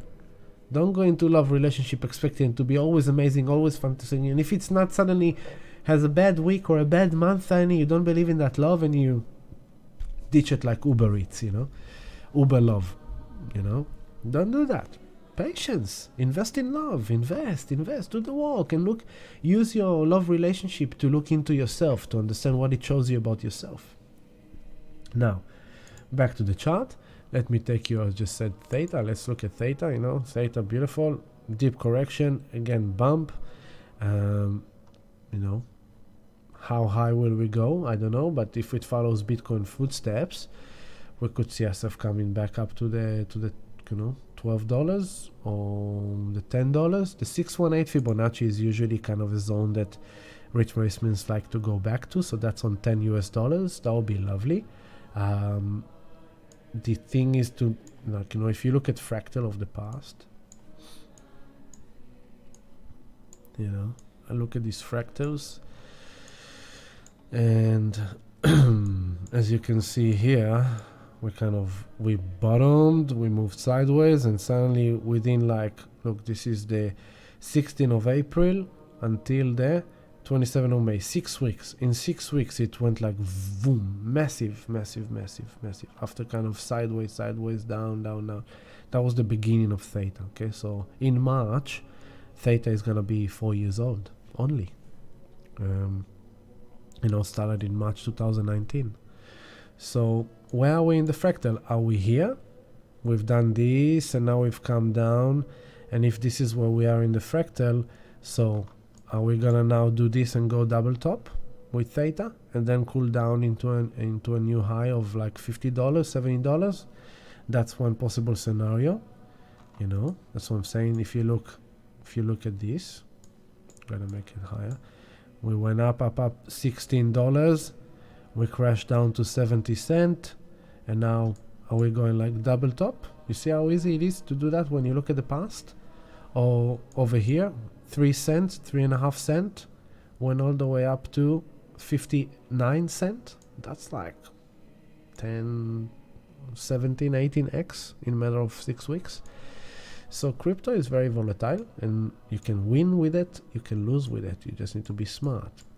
So you see, look at this structure, big wave, boom, and then like a nice deep, and then up double top, and then cup and handle. This is the cup and handle. Here's the cup, here is the handle, and boom, shooting up. And it didn't stop there. It didn't stop there at all. It didn't stop there at all. As you can see, this was just what I showed you now was here. Okay, so now remember what I showed you about this, and now I'm zooming out to this, and suddenly you see what I mean? That what if this, all this of this is April 2021 until now, we're looking at 21, 22 months. Okay, what if all this is what we did here? And so if this is repeating the fractal of what we've done here, then it's very possible that this is now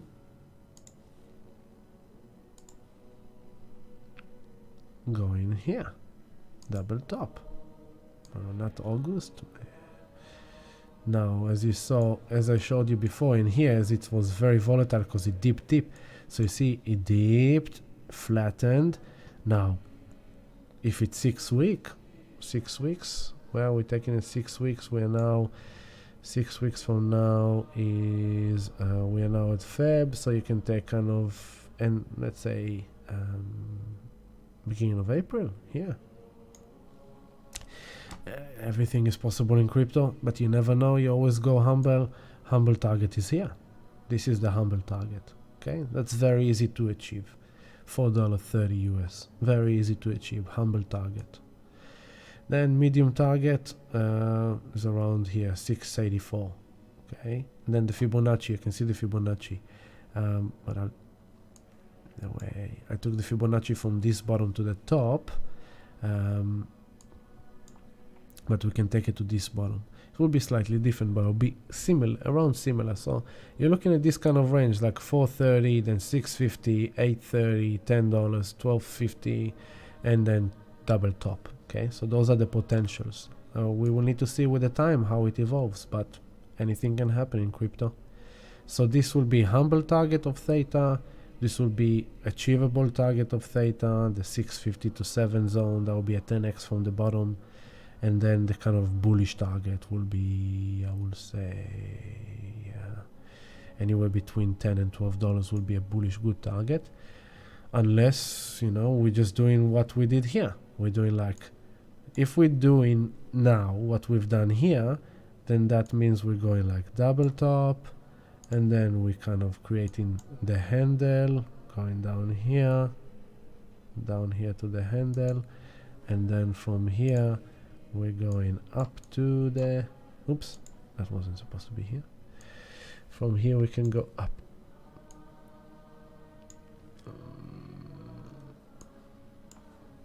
There you go. The 2.618 is on $40, the 168. I would say we could easily go to the 55. Yeah. Okay. And then we'll cool down, you know, like we did here. We went, you know, we went double top, then 55, then sideways, sideways, sideways, and maybe possibly 2024, 2025. We never know. We need to see. But basically, if you look at theta, if you really want to go kind of ambitious with me, then I easily, over long term, remember this is long term, easy 350.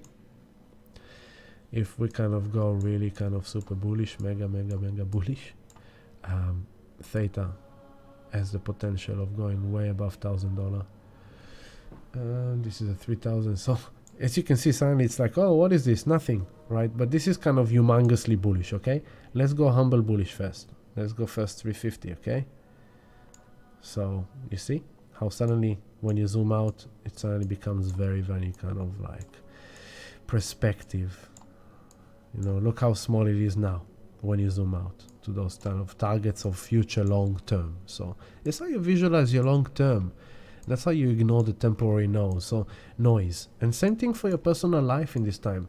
Don't worry about the temporary noise. They said don't eat eggs. They say don't cook with gas stoves. They said do this. They said do. They said. So what? Don't let what they say scare you all the time. So this was a bit of crypto. Overall, we are at the, I believe, in the end of the first phase of a 3 big wave bull run. We still have more to go, I believe, personally, humbly, but do your own research and make your own decisions always. And if you need help, coaching, how to do, what to do in the right way, in a safe way, you're more than welcome to book in a session with me, and I'll be more than happy to help you. I'm offering some guidance for people who needs it.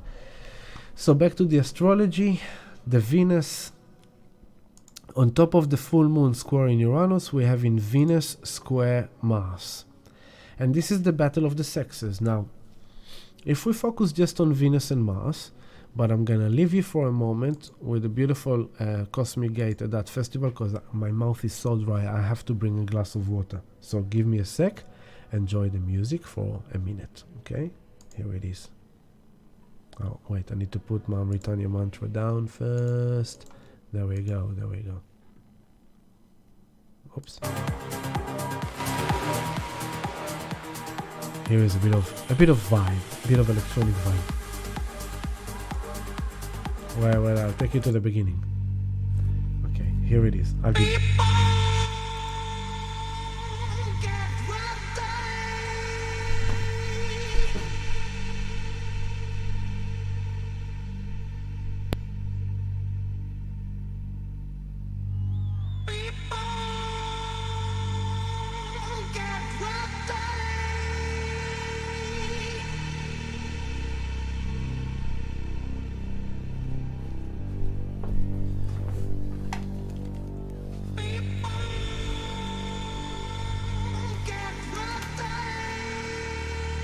I'm back, baby.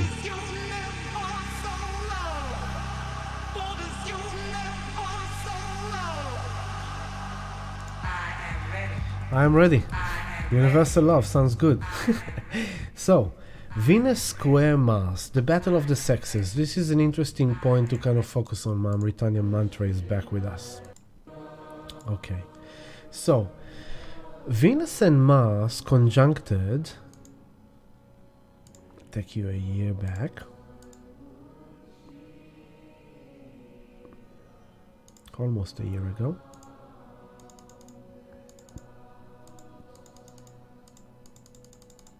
Oh.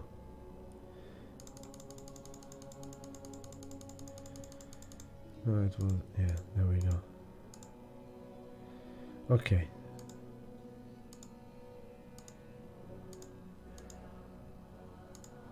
Oh, here.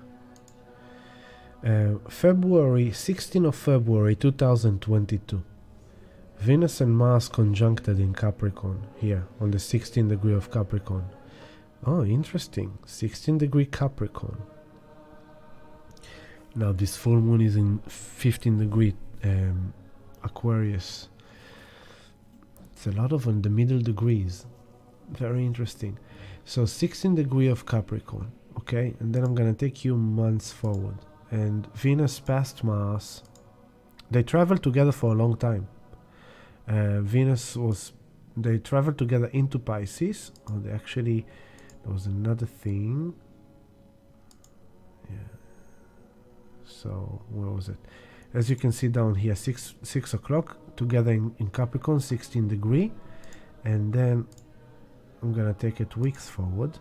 And just, we'll follow Venus and Saturn there. So, Venus and Mars. So, Mars is passing Venus.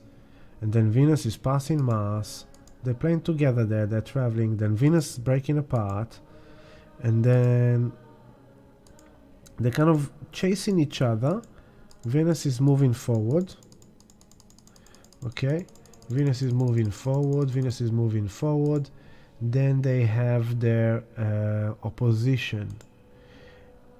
Here is the opposition they had in November.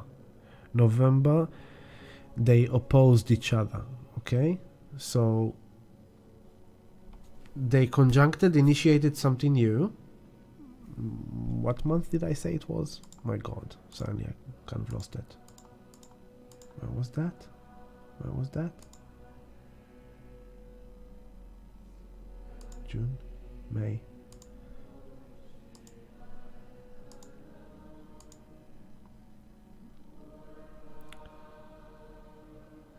Yeah, it was in February. In February 2022, Venus and Mars conjuncted in Capricorn. Then in November, they opposed. So in November, they came to the opposition. Now, you see Venus is here, Sagittarius. Mars is here, Gemini. They opposed.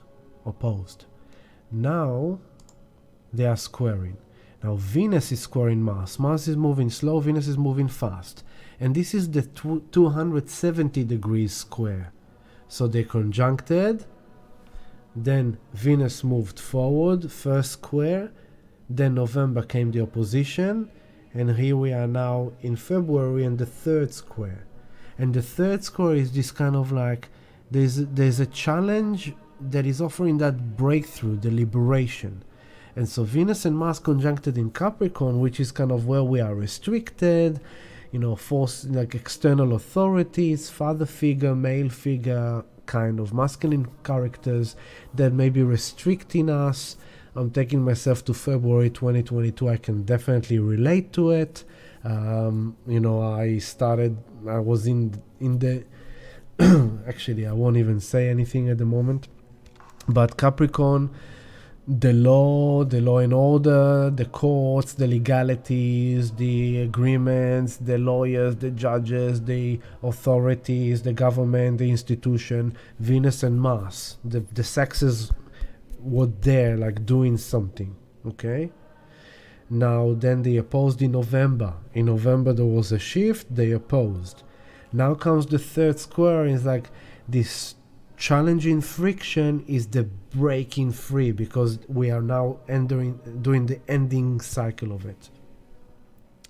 Venus is then gonna travel forward towards Mars in this coming few months, but it's not gonna catch up to Mars because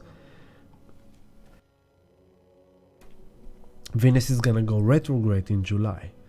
So now I'm taking you forward. Here comes June, here comes July. Venus comes really close to Mars, right? She's really coming into him.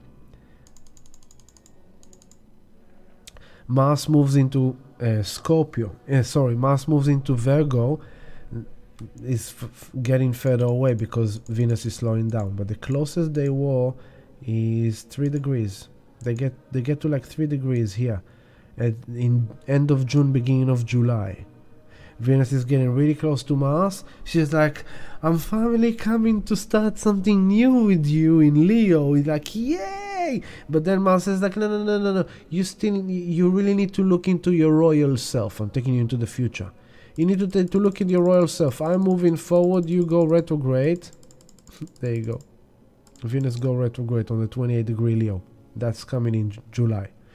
But bringing it into now comes this square. On top of this, the full moon Leo Aquarius square in Uranus, we have a Venus square Mars. So in a negative way, this could bring like the friction up, some arguments, some fights, some power struggle dynamic within relationships. In a good way, it's like you have an argument with your beloved, you're fighting over something, but then you come to your senses, you realize that you could do better than that, and you try in a new way, and you change in the patterns, and you come back to each other, and Venus square Mars. You have a make-up sex. A hot, passionate kind of love making. It's like, you know what, I'm so sorry, I'm so troubled in my mind, trying to figure it all out, and I had a day at work like that, and this like that, and I didn't really want to have this argument with you, and we're having this repeating argument, and every time we find ourselves in the same situation. But the honesty is, with the full moon in Leo, I actually love you, and I just want to love you, and I'm sorry, and I apologize, I'm sorry, forgiveness, love, heart, wisdom, and suddenly there's this kind of love making, there's this bonding, there's this connection, there's a breakthrough. Okay, so there's good medicine in this full moon, but it comes with a challenge. As always, reminding you, the full moon is about releasing and letting go, clearing the energy. So what is it in your lion heart emotional body, in the way you feel, that you need to release and let go when you are dealing with other people, when you are dealing with the external world? It's like, you know what? I love how people in this age, I'm not incarnating here anymore. That's it. This is my last incarnation. And I always laugh at that, because thinking, how arrogant are you to think that if the universe, if creator, if divine intelligence wants you to come back, that there's, but he said he doesn't want to incarnate anymore. She said she's a new age goddess, she doesn't incarnate anymore. This is her final incarnation, because she's been here 250 times already. She's from Atlantis and Lemuria. She's done so much work for the ascension of humanity, and she has decided that she is detaching from planet Earth, detaching from humanity. She is not incarnating into this shithole anymore, because there's no hope for it. So you wanted to come into this age of Aquarius as a spiritually awakened and enlightened being, so that you can say, I'm over this place? What about believing in this place? What about saying, you know what? I believe that this place could be such an amazing place in the future, because we are now creating it from a place of higher consciousness, a new paradigm, a higher frequency. Translucent dimensions, cities of love and light from higher dimensions will become apparent, visible. We'll have connection to angelic beings, to star beings.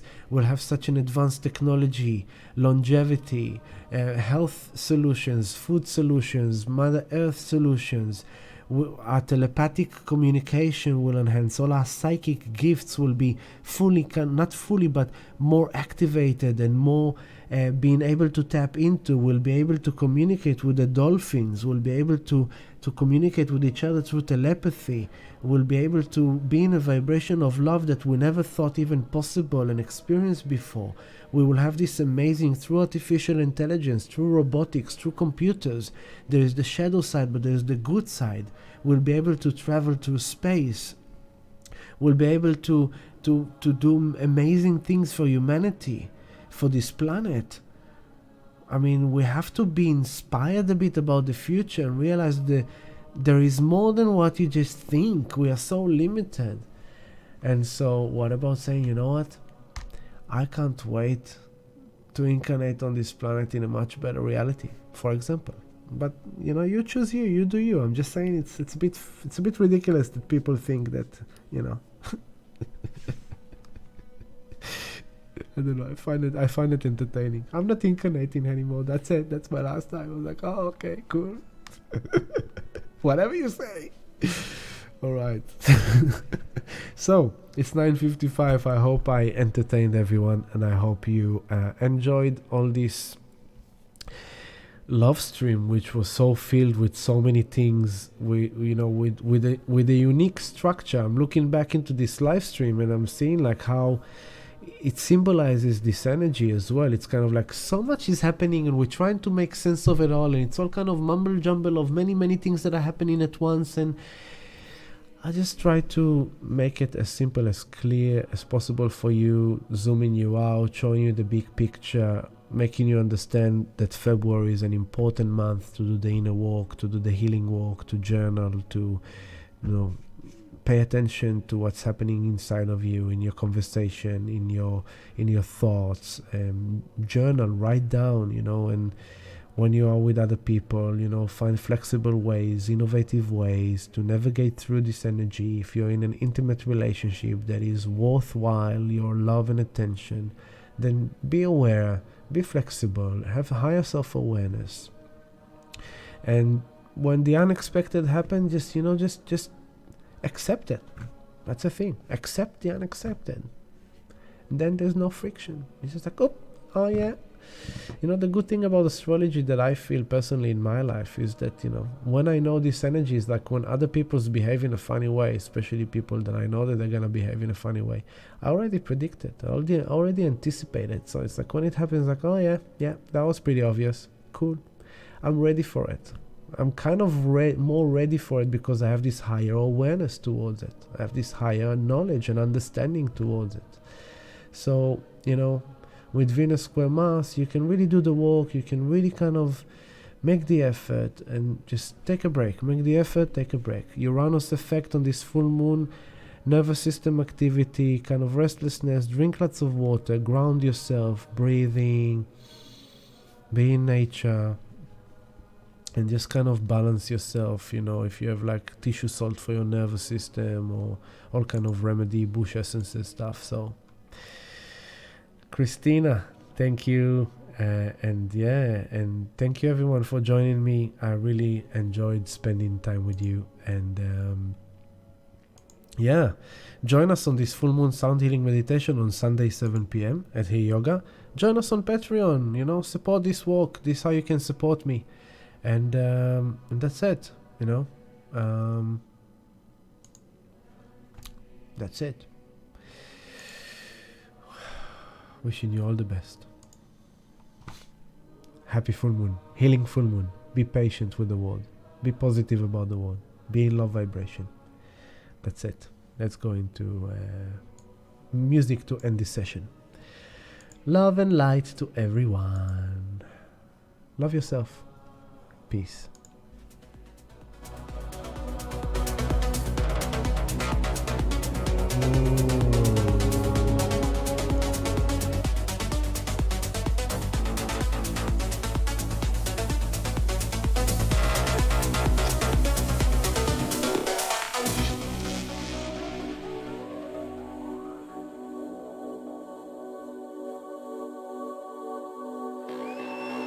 The world is beautiful.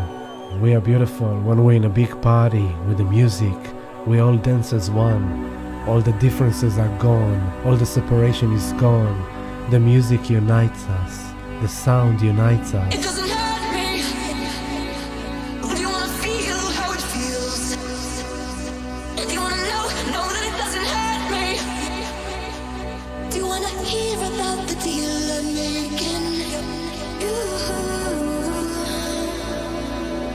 you and me. And if I only could, I make a deal with God, and then get him to swap our places. Be running up that road, be running up that hill, be running up that building. Celebrate life, family. Enjoy. Woohoo!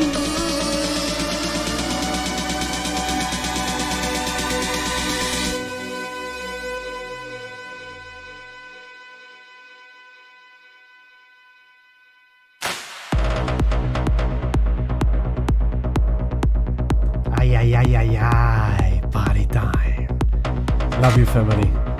Have a blessed full moon. Lots of love. Bye. See you in 2 weeks.